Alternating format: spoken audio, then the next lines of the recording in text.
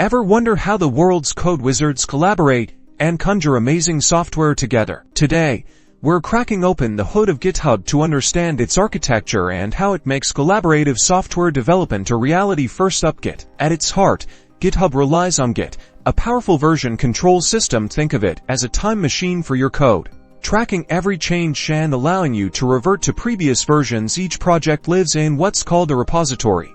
A repository is essentially a folder containing all your project files, along with their entire history, stored on GitHub servers. Now, for the magic of collaboration, GitHub enables developers to work together seamlessly through branching, where developers create separate lines of development, and pull requests, which proposes your changes to the main project, allowing for review and discussion. But GitHub is more than just code. It's a vibrant community. You can contribute to open source projects, learn from others, and build your professional portfolio. Starting a project shows appreciation.